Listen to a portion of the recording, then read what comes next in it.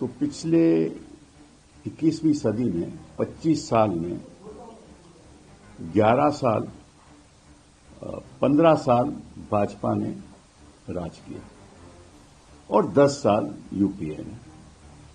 हाँ, 15 साल एनडीए ने, 10 साल यूपीए ने। तो क्या इन दो चीजों के बारे में सोचा कि हर एक इंसान को हवा चाहिए जिससे वो सांस ले सके? आप दिल्ली की हालत देखो, पिछले 11 साल प्रदूषण बढ़ती जा रही है। इनकी कोई नीति रही? जीरो। पानी इंदौर में देखो क्या हुआ है, मतलब कि ऑफिशियल रिस्पांस केवल घंटा है और कोई रिस्पांस ही नहीं है। और वहां कहते हैं कि 15 लोगों की मृत्यु हो चुकी है, 310 लोग तो अस्पताल में हैं। अब ऑफिशियल आंकड़े तो मेरे पास थे नहीं, लेकिन अखबारें कहती हैं। अरावली को खत्म करना चाहते हैं, जहां स्वच्छ पानी दिल्ली का अरावली से आता है, उसको खत्म करना चाहते हैं। और माइनिंग को बढ़ोतरी दे रहे हैं। और इनका आज कभी प्रधानमंत्री से पिछले 5 सालों में आप हर नल में जल का कुछ सोचा, कोई सुना? ये बड़ी भारी स्कीम इन्होंने चलाई थी, हर नल में जल। तो ना नल रहे ना जल रहा, और वैसे भी देश भी जल रहा। मणिपुर जला, और जहां भी देखो हत्याएं हो रही हैं। और एक तरफ प्रधानमंत्री जी गिरजाघर जाकर, चर्च जाकर मुबारकबाद देते हैं, और दूसरी तरफ बजरंग दल के लोग, वीएचपी लोग हिंसा करते हैं उन्हीं लोगों को। किस किस्म का भारत बना रहे हो आप? तो ये दो चीजें हर इंसान को चाहिए। दो और चीजें जो बहुत जरूरी हैं, वो है शिक्षा और स्वास्थ्य। इन पे भी कोई ध्यान नहीं हुआ पिछले 15 सालों में, पिछले 11 सालों में। 2014 के बाद कोई नई नीति नहीं लाई गई जो जमीन पे इंप्लीमेंट हो, कुछ नहीं। ये 4 चीजें हर एक इंसान को के लिए बहुत जरूरी है। और क्या मुद्दे हैं इस देश में जो चल रहे हैं कि वोट में बदलाव लाओ, वो सूची है उसमें स्वच्छता लाओ, ये चल रहा है। और ऐसा लगता है कि जो इलेक्शन कमीशन है वो ऑपोजिशन के खिलाफ है। अभी एक राजनीतिक दल का नेता वेस्ट बंगाल का कई लोग लेकर, और चुने हुए लोग, जिन्होंने लोगों को चुना है, लोगों ने उनको चुना है, अभी गए इलेक्शन कमीशन के पास, और इलेक्शन कमीशन उनको उंगली उठा के बात करता है। उन्होंने कहा कि भाई देखा, आप उंगली उठा के बात नहीं कीजिए, हम चुने हुए लोग हैं, आप तो नॉमिनेटेड हैं। ऐसा लगता है कि जो इलेक्शन कमीशन है वो इतना पक्षपात कर रहा है कि जैसे ही कोई ऑपोजिशन डिमांड करती है, ऐसा लगता है कि इलेक्शन कमीशन ही उसके खिलाफ है। कि ऐसे कभी लोकतंत्र चल सकता है? मुझे याद है, मैं इतिहास के ज्यादा पीछे जाना नहीं चाहता, लेकिन हिंदुस्तान की स्थिति आज की बताना चाहता हूं कि जब हमें स्वतंत्रता मिली तो पहला काम पंडित नेहरू ने किया कि जमींदारी खत्म कर दी, जमींदार को खत्म कर दिया। और जो जोतते थे फसल को, उन्हीं को हक दे दिए, उनको जमीन मिल गई। तो जमींदारी एबॉलिश की, आम आदमी को जो जोतते थे फसल को, उनको हक दिए। इन्होंने उद्योगपति को जमींदार बना दिया। आज के दिन कौन बड़े जमींदार हैं? उद्योगपति। हर चीज तो उनको मिल रही है। तो देखो कितना बदलाव आया है हमारे देश में, कितना बदलाव आया है कि आम आदमी के बजाय बड़े बड़े लोगों को सब कुछ मिल रहा है, चाहे वो पोर्ट हो, चाहे वो अपने एयरपोर्ट हो, कुछ भी हो, मिल रहा है। तो मुझे ये समझ नहीं आती, और ये बात स्पष्टता से हमें कहनी चाहिए कि इन 11 सालों में इस देश में कोई बड़ी भारी उपलब्धि नहीं हुई किसी भी क्षेत्र में।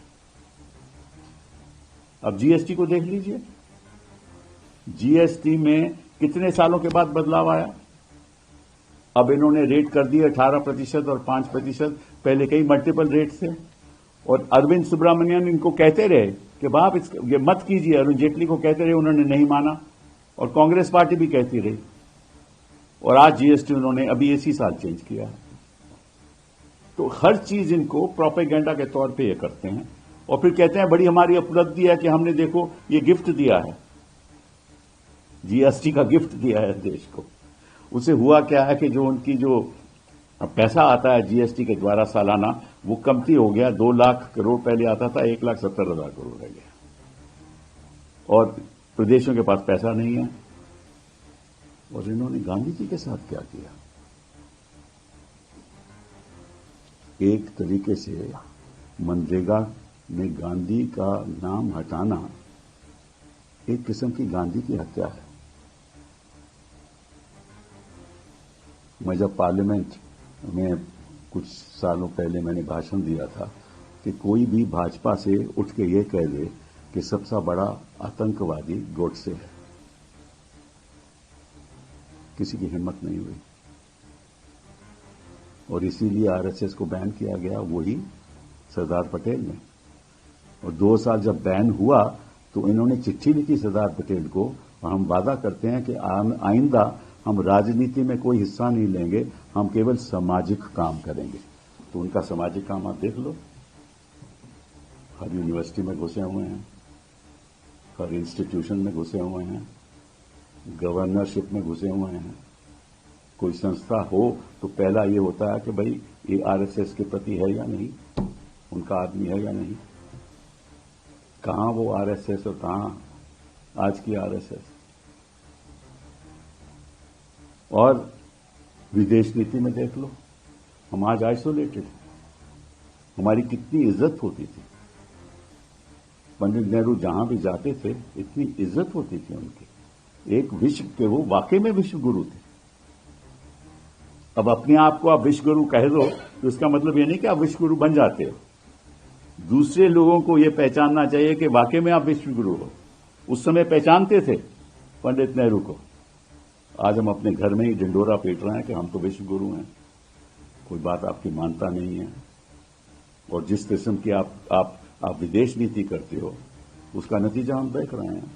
50% टैरिफ लग गए, और 50% टैरिफ लगे तो हमारी एक्सपोर्ट जो है वो लगभग उसमें बढ़ोतरी आ गई है, कमती हो गए हैं एक्सपोर्ट हमारे 30-40%। तो वहां भी आमदनी कम हो गई। और कौन पीड़ित लोग हैं? वही जो टेक्सटाइल बनाते हैं, लेदर गुड्स बनाते हैं, जेम एंड ज्वेलरी बेचते हैं, फिशरीज, उनकी आमदनी कम हो गई और कोई रास्ता दिख नहीं रहा। उन्होंने कहा था कि भाई अगस्त तक हम ट्रेड पैक कर लेंगे, एफटीए कर लेंगे अमेरिका के साथ, वो आज तक नहीं हुआ। और यहां ऑपरेशन सिंदूर के बाद हुआ क्या कि किसी विश्व में किसी देश ने भी पाकिस्तान की निंदा नहीं की। ये अच्छी बात है कि हमारे सेनानियों ने उनको कड़ा जवाब दिया, ये तो अच्छी बात है, हम उसकी मुबारकबाद कर सकते हैं। लेकिन विश्व में किसी देश ने भी हमारा साथ नहीं दिया। क्यों? हमारी पॉलिसी थी नेबरहुड फर्स्ट। क्या हुआ उस पॉलिसी का? कौन सा पड़ोसी है जो हमारे साथ आज खड़ा है? कहीं भी देख लो आप, बांग्लादेश, नेपाल, म्यांमार, श्रीलंका, चीन, पाकिस्तान, कौन खड़ा आपके साथ? कोई नहीं खड़ा। आप आइसोलेटेड हो। तो नेबरहुड में आइसोलेटेड हो, विश्व में आइसोलेटेड हो, और कोई आपका मतलब कि दोस्त ना रहा। प्यार की तो बात छोड़ दीजिए, दोस्त ना रहा। अब की बात तो ट्रंप सरकार की बात नहीं होती। मतलब कि वो डोनाल्ड ट्रंप आसिम मनीर को खाने खिलाते हैं, उनको बुलाकर। हम कहते हैं हम नहीं जाएंगे, उसका नतीजा